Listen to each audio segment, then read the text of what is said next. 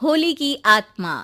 बचपन से शहर में रहने वाला मनोज इस साल होली की छुट्टियों में अपने गांव दुर्गापुर वापस आता है, जहां उसे देख पूरा गांव खुशी से झूम उठता है। जब गया था तब इतना सा था और अब देखो कितना बड़ा हो गया है। हाँ सरपंच जी, जब मैं गया था तब आप भी बहुत जवान थे और अब देखो कितने बूढ़े हो गए हैं आप। चलो चलो बढ़िया है। बच्चा घर वापस आ गया। इसी खुशी में आज रात पार्टी होगी। क्या बात है, गांव में भी पार्टियां होने लगी।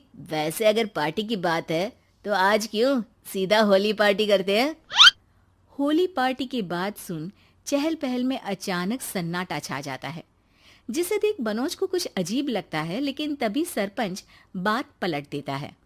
अब बहुत देर हो गई, चलो सब अपने घर चलो, पार्टी के बारे में कल सोचेंगे। मनोज भी मम्मी पापा के साथ घर आ जाता है, पर होली पार्टी और उस पर पूरे गांव की खामोशी वाली बात अभी तक उसके जहन से निकलती नहीं। पापा, होली पार्टी की बात पर सब चुप क्यों हो गए थे? अरे होगी उनकी कोई अपनी बात। मुझे गांव की पंचायती थोड़ी पता है। थक गया हूँ, चलो सो जाते हैं, कल बात करते हैं। पापा की बात मानते हुए मनोज भी सोने चला जाता है। आज तो छुपा लिया, लेकिन हफ्ते बाद जब होली का दिन आएगा तब इसे कैसे रोकोगे? अगली सुबह सूरज के साथ ही मनोज भी गांव घूमने निकल जाता है, जिस पर रास्ते में उसे अपनी ही उम्र के कुछ लड़के भी मिलते हैं, जिनसे दोस्ती कर अब वो उनके साथ घूमने लगता है। इसी तरह कुछ दिन बीत जाते हैं और होली नजदीक आने लगती है। दोस्तों, होली में 4 दिन ही बचे हैं, पर गांव में उसकी कोई तैयारियां क्यों नहीं दिख रही? क्योंकि यहाँ होली नहीं मनाई जाती। अरे पर ऐसा क्यों? वो राजा भूषण। अरे तुम 4 दिन के लिए आए हो, क्या इतना सोच रहे हो? चलो कुछ खाने चलते हैं। इसी के साथ एक बार फिर होली की बात को टलते हुए देख मनोज को शक होने लगता है। वो घर पहुंचते ही इंटरनेट पर अपने गांव और राजा भूषण के बारे में जानकारी निकालने लगता है। क्या? मुझे आज तक ये नहीं पता था। ऐसा कैसे? किसी ने मुझे कुछ बताया क्यों नहीं? सारी जानकारी लेने के बाद मनोज गांव वालों या अपने मम्मी पापा से कुछ पूछे बिना खुद ही उसकी सच्चाई के बारे में छानबीन करने लगता है, जिसके चलते वो राजा भूषण की हवेली में पहुंचता है। वाह, क्या हवेली है यार। पर क्या यहाँ सच में कोई भूत है? हेलो भूत जी, कोई है क्या? हम इस साल गांव में होली सेलिब्रेट कर रहे हैं, क्या आप उस पर थोड़ा इंटरव्यू देंगे? मनोज के ऐसा बोलते ही गांव में तूफान उठ जाता है और हवेली में रखी सारी चीजें हिलने लगती है। एक अदृश्य शक्ति मनोज को धक्का देकर हवेली से बाहर निकाल दरवाजा बंद कर लेती है। ये सब देख मनोज हैरान रह जाता है। क्या अभी मुझे हवा ने धक्का देकर बाहर निकाल दिया? मेरे होते हुए इस गांव में कभी होली नहीं मन सकती, इसलिए दोबारा ऐसी कोशिश भी मत करना, अंजाम बुरा होगा। आवाज सुन मनोज हैरानी से इधर उधर देखने लगता है, पर उसे कोई दिखाई नहीं देता।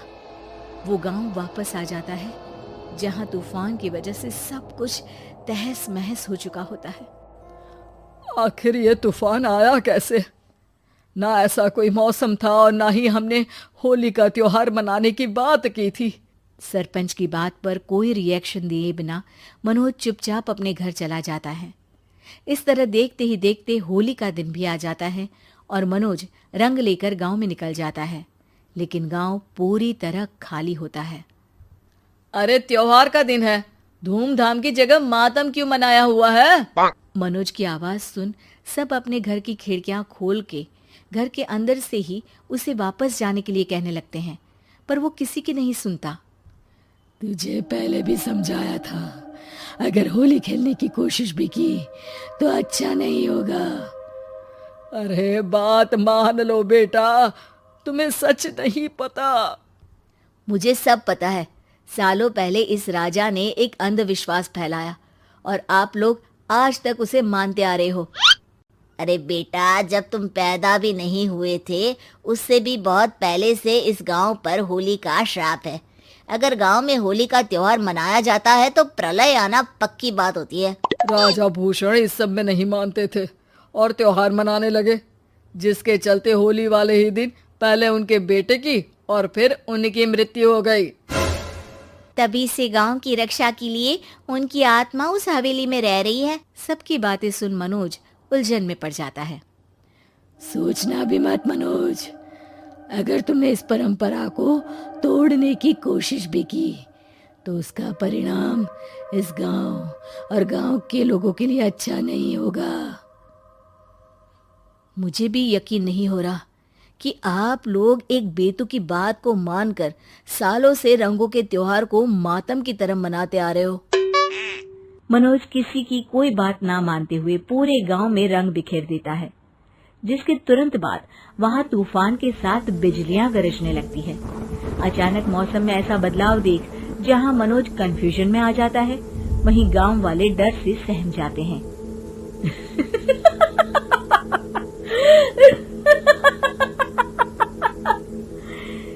इस लड़के ने हमारे जैसे सिर्फ अपने स्वार्थ के लिए नहीं बल्कि पूरे गांव की खुशियों के लिए यहाँ होली मनाई है, जिस वजह से अब इस गांव पर होली का श्राप टूटता है। ऐसा बोलकर राजा का भूत वहां से गायब हो जाता है, जिसके बाद गांव के लोग धूमधाम से होली मनाते हैं। खुशियों के रंग गांव में बिखरे ही होते हैं कि अगली सुबह अचानक मनोज कहीं गायब हो जाता है और एक बार फिर गांव में होली का नया राज शुरू हो जाता है।